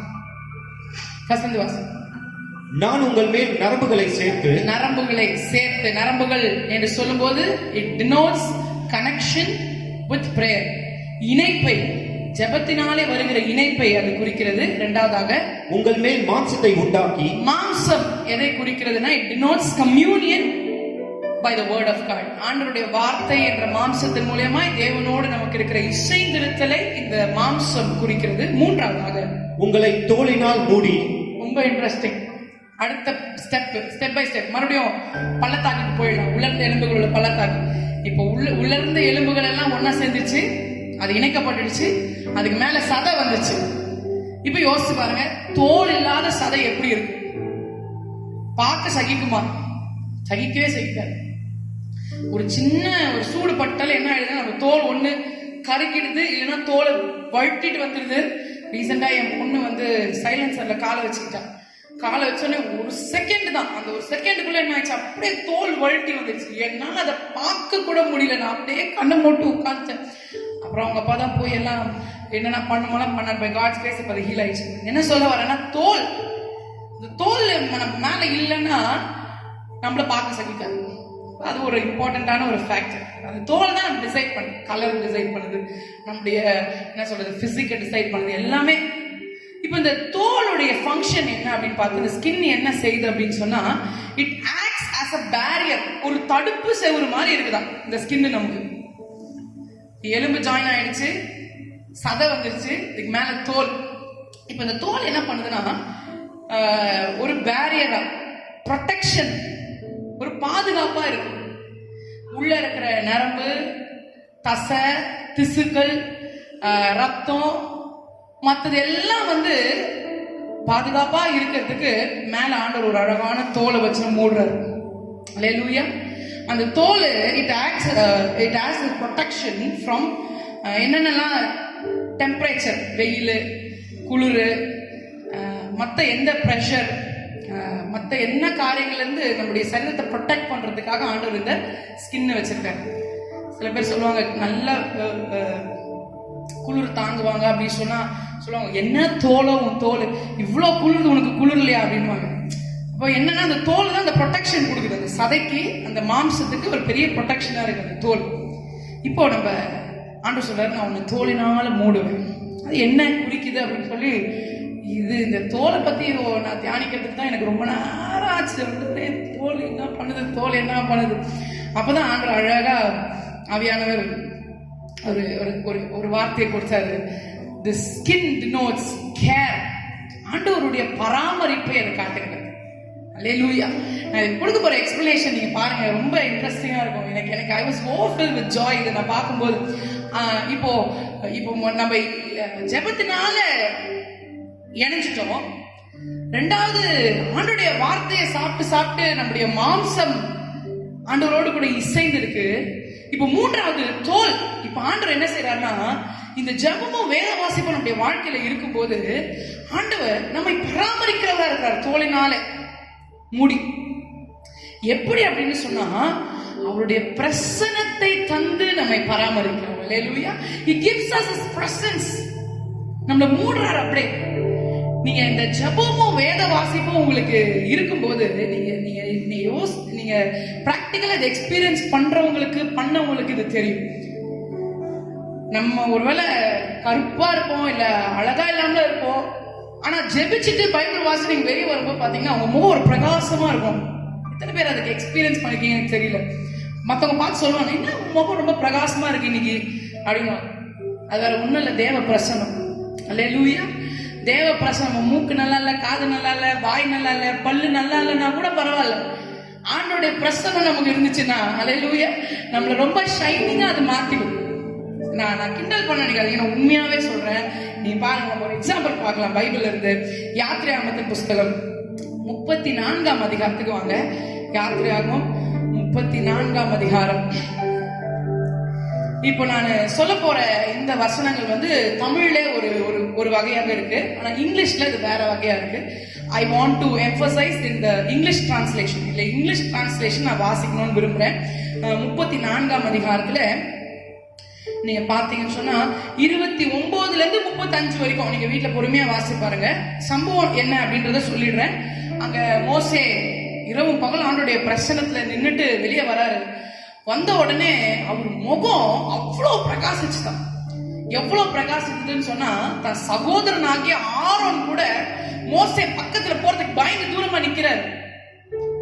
அப்புறம் என்ன நடக்குதுன்னா, மறுபடியும் இது மோசைக்கே தெரியல, அவர் முகம் அவ்வளவு ஷைனிங் ஆயிடுச்சுன்றது மோசைக்கே தெரியல. அப்புறம் ஜனங்கள்லாம் சொல்றாங்க, எப்பா உன் முகத்தை என்ன பண்ண முடியல, எங்கனால பார்க்க முடியல, அது அவ்வளவு ஷைனிங்கா இருக்கு, எங்கனால அந்த பிரகாசத்தை எங்கனால பார்க்க முடியல, நீ ஒரு முக்காடு போட்டுக்கோ அப்படின்னு சொல்லி இவர் உள்ள தேவ பிரசனத்துக்கு போகும்போது முக்காடு எடுத்துட்டு தேவ பிரசனத்துல நல்லா ஷைனிங் ஆயிட்டு வெளியே வரும்போது முக்காடு போட்டு பேசுறாரு ஜனங்க கிட்ட.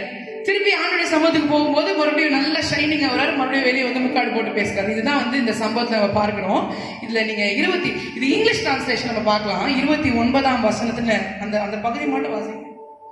And it came to pass when Moses came down from the Mount Sinai with the 2 tablets of testimony in Moses' hand. Sinai மலையிலிருந்து கையில 2 பலகைகளோடு சாட்சியின் பலகைகளோடு இறங்கி வரும்போது, when he came down from the mount, the Moses wished not that the skin of his face shone white. He wished not that the skin of his face. கவனிங்க, அந்த வார்த்தை underline பண்ணுங்க இங்கிலீஷ்ல. skin of his face shone while he talked. அவன் பேசும்போது அவருடைய முகம் பிரகாசித்தது அப்படின்னு தமிழ்ல பார்க்கிறோம். முகம் பிரகாசித்திருப்பதை அவன் அறியாதிருந்தான் அப்படின்னு சொல்லி பார்க்கிறோம். தமிழ்ல வெறும் முகம் பிரகாசிப்பதே, ஆனா ஆங்கிலத்தை பார்க்கும்போது the skin of his face. skin of his face என்னங்க? முகத்தினுடைய தோல். அல்லேலூயா. இதே வார்த்தையை 30ஆம் வசனத்துல நம்ம பார்க்கிறோம். நீங்க இப்ப வீட்ல அந்த லைன் மாத்திரம் வாசிங்க. behold the skin of his face shone. அவருடைய ஸ்கின், முகத்துல இருக்கிற அந்த ஸ்கின் வந்து பளபளன்னு மின்னுச்சாம். அல்லேலூயா. மறுபடியும் 35ஆம் வசனத்தை பார்க்கும்போது இஸ்ரவேல் புத்திரர் அவன் முகம் பிரகாசித்திருப்பதை கண்டார்கள் அப்படின்னு சொல்லி நம்ம பார்க்கிறோம். இங்கிலீஷ்ல that the skin of Moses face shone. ஷோன்னா ஷைனிங் உடைய பாஸ்ட் டென்ஸ். மோசேனுடைய முகத்துடைய தோல் எப்படி இருந்துச்சா?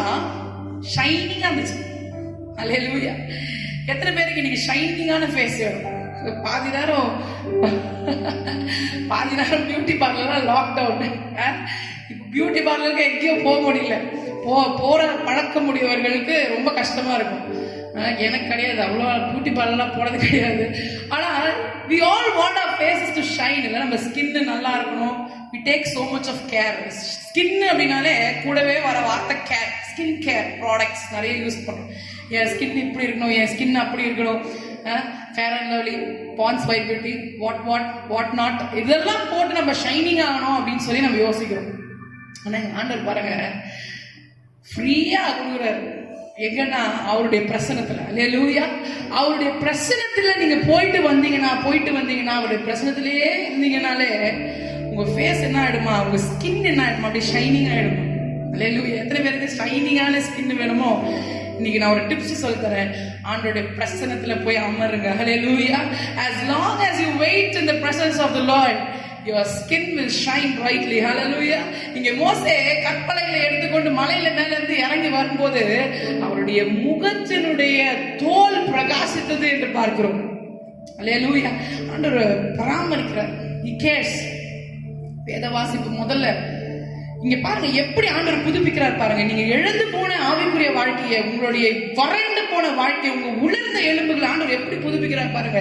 முதல்ல உங்களுக்கு நிறம்னால இணைக்கிறாரு, ஜெபத்தினால இணைக்கிறாரு. ரெண்டாவது மாம்சத்தை உண்டாக்குறாரு, வசனத்தினால உங்களை புஷ்டியாக்குறாரு. மூன்றாவது உங்களை பராமரிக்கிறார், உங்க ஸ்கின் மூடுறார். அல்லேலூயா. ஸ்கின்னால மூடி அவருடைய பிரசன்னத்தை தந்து உங்களை பராமரிக்கிற தேவனா இருக்கிறார். அல்லேலூயா.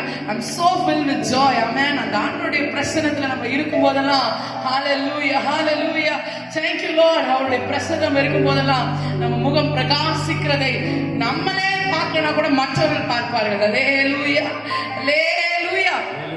இப்படியாக உலர்ந்து போன வாழ்க்கை கர்த்தர் உயிர்ப்பிக்க வல்லவராய் இருக்கிறார். அதை சொன்னேன், அதை செய்வேன், அப்பொழுது நான் கர்த்தர் என்று அறிந்து கொள்வீர்கள் என்று சொல்றார். நான்காவது குறிப்பு, last but not the least. வாசிங்க. உங்களில் ஆவியை கட்டளையிடுவேன். உங்களில் ஆவியை கட்டளையிடுவேன். கடைசி பகுதி ஆவி மிக மிக இம்பார்ட்டன்ட். இப்ப மறுபடியும் ட்ரை போன்ஸ் வேலி போயிடலாம், பள்ளத்தாக்குக்கு போகலாம். இப்போ உலர்ந்து போயிருந்த எலும்பெல்லாம் ஒன்னா சேர்ந்துருச்சு, சேர்ந்து ஒன்னோட ஒண்ணு இணைஞ்சிருச்சு. இப்போ மாம்சம் உண்டாயிடுச்சு. இப்போ மேல தோலும் மூடியாச்சு. இப்போ என்ன இல்ல?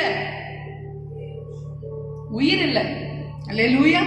அது தீர்க்கதரிசி பார்க்கும்போது சொல்றாரு, அங்க ஜீவன் இல்ல. சொல்ல there's no life. இப்போ ஆண்டவர் மறுபடியும் அதை பார்த்து தீர்க்கதரிசனம் உரை சொல்றாரு. 8ஆம் வசனத்துல சொல்றாரு there was no life. ஆண்டவர் மறுபடியும் சொல்றாரு, நீ ப்ராஃபஸை பண்ணு, பேசு, ஜீவனை பேசு, ஆவியை பேசு, ப்ராஃபஸை பண்ணு, தீர்க்கதரிசனம் முறை அப்படின்னு சொல்லும்போது கர்த்தர் தனக்கு கட்டளையிட்டபடியே அவர் தீர்க்கதரிசனம் உரைக்கிறார். 4 திசையில இருந்த காற்று வந்து ஒரு ஆவியை அந்த சரீரத்துக்குள்ளாக கர்த்தர் கட்டளையிடுகிறார். அல்லேலூயா. பிரெத், இங்கிலீஷ்ல பிரெத், பிரெத் அப்படின்னு சொல்லும்போது மூச்சு. இந்த பிரெத்தோட குவாலிட்டிஸ், ஃபங்க்ஷன்ஸ் என்ன அப்படின்னு பாத்தீங்கன்னா அதுதான் முக்கியமே, கீ ஃபேக்டர். செத்தவனுக்கும் உயிரோடு இருக்கவனுக்கும் இருக்க வித்தியாசம் என்னது? மூச்சு தான். இப்போ நான் நின்று பேசிட்டு இருக்கேன்னா என் பேர் கிரேஸ். இதுவே இந்த மூச்சு இல்லைன்னா யாரும் கிரேஸ்ன்னு சொல்ல மாட்டாங்க. பாடி எப்ப எடுப்பாங்கன்னு தான் கேட்பாங்க. பாடி அது வெறும் பாடி தான், அது லைஃப் கிடையாது. அது வரைக்கும் இன்னார் சோ அண்ட் சோ, இப்படிப்பட்டவங்க அப்படிப்பட்டவங்க எப்படிப்பட்டவங்களா இருந்தாலும் இந்த மூச்சு இல்லைன்னா அடுத்த செகண்ட் பாடி, அடுத்த சைடு பாடி எப்பங்க எடுக்கிறாங்கன்னு தான் கேட்பாங்க போன்ல. அவரு எப்பங்க எடுக்கிறாங்க, இவங்க எப்பங்க எடுக்கிறாங்க, ஐயோ ஒரு பெரிய தலைவராச்சுங்க அவர் எப்பங்க எடுக்கிறாங்க அப்படிலாம் கேட்க மாட்டாங்க. பாடி எப்பங்க எடுக்கிறாங்கன்னு தான் கேட்பாங்க. அப்ப கீ ஃபேக்டரே என்னன்னா இந்த பிரெத், இந்த சுவாசம், இந்த ஜீவன், இந்த ஆவி. இது என்ன செய்து, இந்த மூச்சு என்ன செய்து நம்முடைய சரீரத்தை சயின்டிபிக்கலா என்ன செய்யுது அப்படின்னா, இது நமக்கு தேவையான ஆக்சிஜனை உள்ள எடுத்து நம்ம சரீரத்தில் இருக்க தேவையில்லாத கார்பன் டை ஆக்சைடை வெளியே தள்ளுது. எனக்கு இதுக்கு தமிழ் வார்த்தை தெரியல. தேவையான ஆக்சிஜனை உள்ள எடுத்து தேவையில்லாத கார்பன் டை ஆக்சைடை வெளியே தள்ளும். ஸோ இதுதான் இதோட மெயின் வேலை. இந்த மூச்சு, நம்ம மூச்சு இழுக்கும் போது என்ன பண்றோம், வெளியே இருக்க ஆக்சிஜன் நம்ம இழுத்துக்கிறோம். மூச்சு விடும்போது நம்ம என்ன பண்றோம்னா கார்பன் டை ஆக்சைடு உள்ள இருக்க தேவையில்லாததெல்லாம் நம்ம வெளியே தள்ளும். ஸோ இதான் இதோட ஃபங்க்ஷன். இப்போ ஆண்டவர் சொல்றாரு, இந்த மூச்சை நான் கொடுக்குறேன். ஃபைனல் ஸ்டேஜ், உலர்ந்த எலும்புகளை உயிர் பெற செய்கிற கடைசி ஸ்டெப் என்னன்னா அந்த ஆவியை கர்த்தர் கட்டளை எடுக்கிறார். அல்லேலூயா. இந்த ஆவி எதை காண்பிக்கிறதுன்னு சொன்னா, இந்த ஆவி தாங்க சேஞ்சை உண்டாக்குறது. அல்லேலூயா. இந்த ஆவி வேற எதுவும் இல்ல, ஆண்டவர் நமக்கு தந்த பரிசுத்த ஆவியானவர். ஹல்லேலூயா, ஹல்லேலூயா. இந்த பரிசுத்த ஆவியானவர் நம்முடைய வாழ்க்கையை மாற்ற வல்லவராய் இருக்கார். இந்த சேஞ்ச் மேக்கர். ஆமென். அவர் மாற்றத்தை கொடுக்கிறவர். அல்லேலூயா.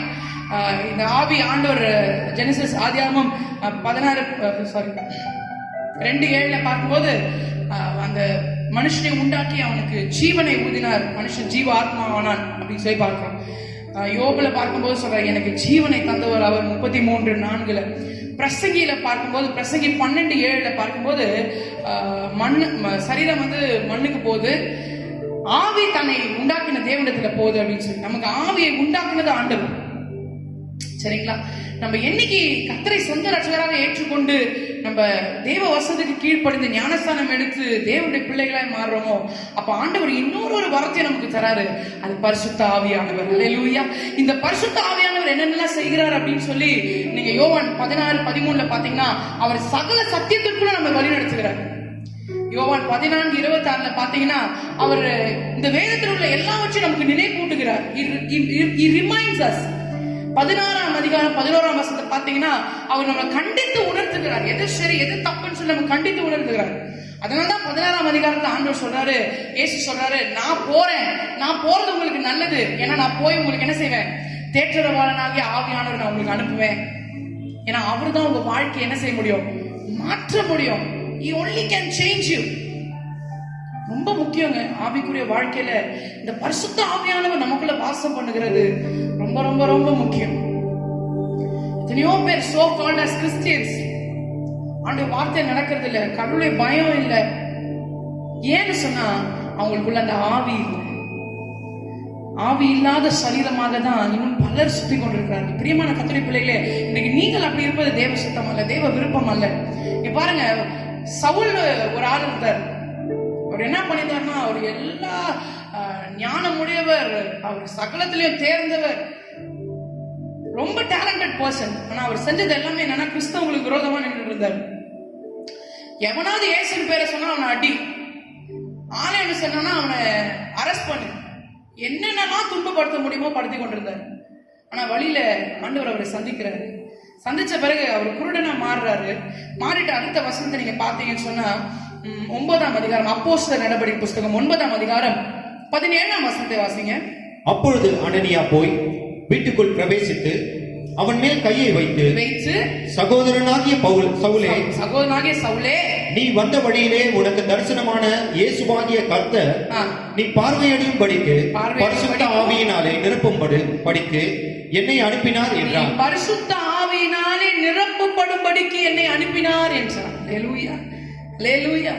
ஆண்டவர் இந்த ஜீவனை, அந்த ஆவியை சவுலுடைய வாழ்க்கையில கொடுத்தார். நடந்தது என்னன்னா துன்பப்படுத்துகிறவன் துதிக்கிறவனாக மாறினான். அல்லேலூயா. பிரச்சனை கொடுத்துட்டு இருந்தவன் இப்ப பிரசங்கம் பண்ண ஆரம்பிச்சுட்டான். அல்லேலூயா. சபைகளை இடித்தவன் இப்பொழுது பல சபைகளை கட்டுகிறவனாக மாறினான். இயேசுன்னு சொன்னாலே உன்னை அடிப்பேன்னு சொன்னவன் இப்ப அந்த இயேசு நாமத்தை சொல்லி ஆராதிக்க ஆரம்பிச்சான். அல்லேலூயா. இந்த மாற்றம் எப்போ வரணும்னா, பரிசுத்த ஆவியானவர், அந்த ஆவி, the breath, அந்த உலர்ந்த எலும்புகள் உயிர் பெற செய்யணும்னா அந்த ஆவியானவர் எப்படின்னா அவருடைய வல்லமை, he gives his power and he changes everything. இன்றைக்கு உங்க வாழ்க்கையில you want to change, I challenge you, there is a spirit of God who can change all your circumstances. உங்களுடைய எல்லா சூழ்நிலைகளையும் மாற்ற வல்லமை உள்ள ஒரு பரிசுத்த ஆவியானவரை குறித்து நான் உங்களோடு பேசிக் கொண்டிருக்கிறேன். whatever dry, whatever is owned out, there's no hope. இஸ்ரவேல் ஜனங்க சொல்றாங்க, எல்லாம் வளர்ந்து போயிடுச்சுங்க, எங்களுக்கு நம்பிக்கையே இல்லை, நாங்க அற்று போயிட்டோம். ஆண்டவர் சொல்றாரு, நான் கர்த்தர் என்பதை நீங்கள் அறிந்து கொள்வீர்கள். இதை சொன்னேன், இதை செய்வேன் என்று ஆண்டவர் சொல்றார். இன்றைக்கு உங்களை பார்த்து ஆண்டவர் சொல்றார், நான் சொன்னேன், நான் செய்வேன். உன் உலர்ந்த எலும்புகளை நான் உயிர் பெற செய்வேன். ஹல்லேலூயா. எப்படியா உயிர் பெற செய்யறாரு? முதலாவது நரம்புகளை உண்டாக்குறாரு, இணைப்பை உண்டாக்கி ஜெபத்தின் மூலமாக. இரண்டாவது மாம்சத்தை உண்டாக்குறாரு, தேவ வசனத்தின் மூலமாக ஒரு இசைந்திருத்தல, ஒரு கம்யூனியன் உண்டாக்குறாரு. மூன்றாவதாக சதையினாலே மூடி நம்மை பராமரிக்கிறார். ஸ்கின் டினோட்ஸ் கேர், எப்படின்னா அவருடைய பிரசன்னத்தை தந்து. நான்காவதாக ஆவி, அந்த பரிசுத்த ஆவியானவருடைய வல்லமையினாலே நம்மை புது சிருஷ்டியாக மாற்றுகிறார். இனி சொல்ல, இனி ஜீவிப்பது நான் அல்ல, கிறிஸ்து என்னில் ஜீவிக்கிறார். ஹல்லேலூயா. It's no longer I that liveth, Christ that lives in me. நான் வரேன், நான் போறேன்னா இது நான் இல்ல, நீ ஆண்டவர் எனக்குள்ளாக வாசம் பண்ணுகிறார். ஹல்லேலூயா. இதை சொன்னேன், இதை செய்வேன் என்று ஆண்டவர் சொல்கிறார். இது என்ன உலர்ந்த நிலையில நீங்க இருந்தாலும் பரிசுத்த ஆவியானவர் இன்றைக்கு உங்கள் உலர்ந்த எலும்புகள் எல்லாம் உயிர் பெற செய்யும். அப்படியே இருக்கிற இடத்துல முழங்கால் படியிட முடிந்தால் முழங்கால் படியிடுங்க. அது எழுந்து நின்று பயபக்தியோடு கர்த்தருடைய சமூகத்தில்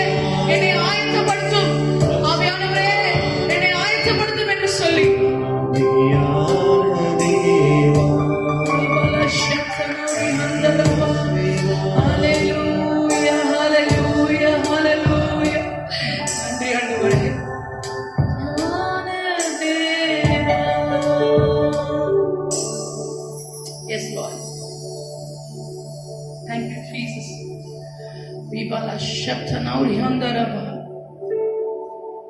Holy Spirit. Shatanauri Handuri Hattira Maushiatara Lauri Handaraba. Rika Lauri Handaraba. Right now I prophesy in the name of Jesus.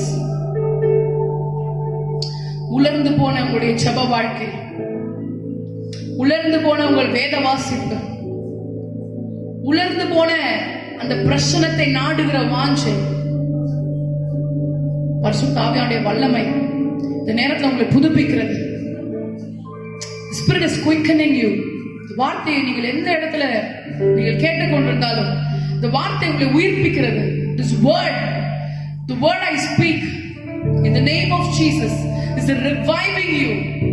Hallelujah, hallelujah, hallelujah. அதை சொன்னேன், அதை செய்வேன் என்று கர்த்தர் சொல்லுகிறார். அப்பொழுது நான் கர்த்தர் என்று அறிந்து கொள்வீர்கள் என்று ஆண்டவர் சொல்லுகிறார். Don't be discouraged. ஐயோ, நான் இவ்வளோ பின்னாடி போயிட்டேனே, ஆண்டவர் விட்டுட்டு நான் இவ்வளோ தூரத்துல போயிட்டேனே. அருமையான வாலிப பிள்ளையே, கலங்காத. ஆவியானவர் உன்னை உயிர்ப்பிக்க வல்லவராய் இருக்கிறார். அவர் ரட்சிக்க கூடாதபடிக்கு அவர் கை குறுகி போகல, கேட்க கூடாதபடிக்கு அவர் செவி மந்தமாகல. You and I are worshiping a living God. Hallelujah. Right now the presence of God is filling you. தேவ பிரசன்னம் உங்களை நிரப்பிக் கொண்டிருக்கிறது. அறிக்கை செய்யுங்களேன், அறிக்கை செய்யுங்களேன். ஆண்டவரே, இன்றைக்கு நரம்புகளை உண்டாக்குங்க. ஆண்டவரே, மாம்சத்தை உண்டாக்குங்க. ஆண்டவரே, தோளினால் என்னை மூடுங்க. உங்களுடைய ஜீவனை, ஆண்டவரே, உங்களுடைய சுவாசத்தை, breath எனக்கு தாங்க ஆண்டவரே. Yes Lord. ஞானத்தின் ஜெபித்த ஒவ்வொருவருக்கும் ஆண்டவரே, பரிசுத்த ஆவியானவரே, இன்றிலிருந்து ஒரு பெரிய ஒரு ஆவிக்குரிய மாற்றத்தை ஒவ்வொருடைய வாழ்க்கையில கட்டளையிடுங்க. ஆசீர்வதியும் உடைய பிள்ளைகளை ஆசீர்வதியும். கர்த்தருடைய நாளில் என்னுடைய வார்த்தையை கேட்ட ஒவ்வொருவரையும் ஆசீர்வதியும். கர்த்தருடைய கரம் அவர்கள் மேல் தங்கி இருப்பதாக, கர்த்தருடைய கிருபை பிரசனம் ஒவ்வொருவரையும் மூடுவதாக. ஆவியானவரே, நீர் வல்லமையாய் கிரியை செய்வீராக. ஆசீர்வதியும். இயேசுவின் நாமத்தில் ஜெபிக்கிறோம் பிதாவே. ஆமென், ஆமென். கர்த்தர் உங்கள் ஒவ்வொருவரையும் ஆசீர்வதிப்பாராக. God bless you all. கர்த்தர் உங்களோடு கூட இருப்பாராக. சீக்கிரத்திலே நம்முடைய எல்லா சூழ்நிலைகளையும் மாற தொடர்ந்து ஆண்டுடைய சமூகத்துல ஜெபத்துல இருங்க. மெயினா இந்த கொரோனா காரியங்கள், இந்த விஷக்கிருமி முற்றிலுமாய் மறைந்து போக நீங்கள் ஒவ்வொருவரும் உங்கள் ஜெபத்திலே ஒவ்வொருவரையும் தாங்குங்கள். ஊழியங்கள் சீக்கிரமாய் ஆரம்பிக்கப்பட வேண்டும், சபைகள் திறக்கப்பட வேண்டும். கர்த்தர் பெரிய அற்புதத்தை செய்வாராக. God bless you. Amen. Price the Lord. இப்பொழுது இந்த வாரத்துக்குரிய பிறந்த நாளை அம்மா அவர்கள் வந்து சொல்லி அவளுக்கு வாக்குத்தத்தத்தை கொடுத்து அவளுக்காக ஜெபிக்க போகிறார்கள். Price the Lord. அடுத்த வாரம் பிறந்த நாளை காண வருகிற பிள்ளைகளுக்கு என்னுடைய வாழ்த்துதலை தெரிவிக்க விரும்புகிறேன். திருவசனம் அவர்களுக்கு வாக்குத்தத்தமாக கொடுக்க ஆசைப்படுகிறேன். 27 பிரதர் சாம் மாரிஷ் அவர்களுக்கு சங்கீதம் 29:11. கர்த்தர் தமது ஜனங்களுக்கு சமாதானம் அருளி அவர்களை ஆசீர்வதிப்பார். 21:7 மரிஷா ஏஞ்சல். அநாதி தேவனே உனக்கு அடைக்கலம். உபாகமம் 33:27. 22:7 பிரதர் அந்தோனி நாகராஜ். நித்திய கிருபையுடன் உனக்கு இறங்குவேன். 22:7 பாஸ்டர் கிரேஸ் ஜெயராஜ். நீ கர்த்தருடைய கையில் அலங்காரமான கிரீடமும் உன் தேவனுடைய கரத்தில் ராஜ முடியுமாயிருப்பாய்.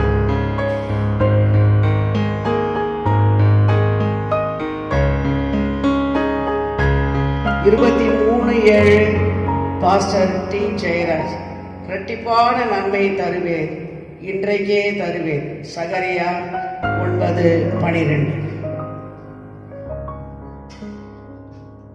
பிரதர் டேவிட் 24:7 இனிமேலும் நான் ஏந்துவேன், நான் சுமப்பேன், தப்புவிப்பேன். ஏசையா 46:4. இந்த 6 பேரும் பிறந்த நாளை காண விழைகிற பிள்ளைகளுக்கு நான் வாழ்த்தி ஜெபிக்கிறேன். ஜெபிக்கலாமா? அன்புள்ள இயேசுவே உம்மை ஸ்தோத்திரிக்கிறோம். தாயின் வயிற்றில் உருவானது முதல் இந்த நாள் வரையிலே இந்த பிள்ளைகளை மிகுந்த பாதுகாப்போடு பாதுகாத்தீர், தப்பு வைத்தீர், ஏந்தீர், சுமந்தீர், அவருடைய தேவனை சந்தித்தீர். எல்லாவற்றை பார்க்கிலும் கர்த்தருடைய பிள்ளைகளாக ஜீவிக்க அவர்களுக்கு கிருபை கொடுத்தீர். அதற்காக நன்றி செலுத்துகிறோம். வருகிற நாட்களிலேயும் கூட உம்முடைய ஆசீர்வாதம் கிருபையும் அவர்களுக்கு இருப்பதாக. ஆண்டவரே, நன்மையும் கிருபையும் உன்னை தொடரும் என்று உடைய வேத வாக்கியத்தில் வாசிக்கிறோமே. உம்முடைய பாதைகள் நெய்யாய் பொழிகிறது என்று ஆண்டவரே சங்கீதக்காரன் சொல்கிறது போல இந்த பிள்ளைகளுடைய வாழ்க்கையிலே பாதையிலே நெய்யாய் பொழிய வாழ்த்தி ஜெபிக்கிறேன். அவருடைய ஆசீர்வதியும் தீர்க்க ஆயுசும் ஆண்டவரின் கனமும் செல்வமும் அவர்களுக்கு உண்டாவதாக. இந்த சூழ்நிலையிலேயும் அவள் யாதொன்று குறைபடாமல் பெற்றுக்கொள்கிற இரட்டிப்பான நன்மை அந்த பிள்ளைகளுக்கு தான். ஆசீர்வதி இயேசுவின் மூலமாய் கேட்கிறோம் எங்கள் நல்ல பிதாவே. ஆமென். Praise the Lord. Hallelujah. இயேசு கிறிஸ்து மாறாதவரே, மாறாதவரே, மாறாதவரே.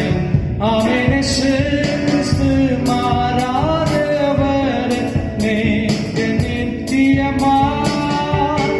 Hallelujah, hallelujah, hallelujah, hallelujah, hallelujah, hallelujah, hallelujah.